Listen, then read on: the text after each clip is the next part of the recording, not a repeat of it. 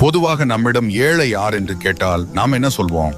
கையில காசு இல்லாதவர், வீடு வாசல் இல்லாதவர் என்று தானே சொல்வோம். ஆனால் நம் உயிரிலும் மேலான நபி ஸல்லல்லாஹு அலைஹி வஸல்லம் அவர்கள் உண்மையான ஏழை யார் என்பதற்கு ஒரு அதிர்ச்சியூட்டும் விளக்கத்தை நமக்கு தந்துள்ளார்கள். ஒரு முறை நபி ஸல்லல்லாஹு அலைஹி வஸல்லம் அவர்கள் தங்கள் தோழர்களிடம் ஒரு கேள்வி கேட்டார்கள். உங்களில் ஏழை, அதாவது திவாலானவர் யார் என்று உங்களுக்கு தெரியுமா? அதற்கு சஹாபாக்கள் சொன்னார்கள், அல்லாஹ்வின் தூதரே, எங்களில் எவரிடம் வெள்ளிக்காசோ இதர வாழ்க்கை வசதிகளோ இல்லையோ அவர்தான் எங்களை பொறுத்தவரை ஏழை என்று கூறினார்கள். இன்று நாமும் அப்படித்தானே நினைக்கிறோம்.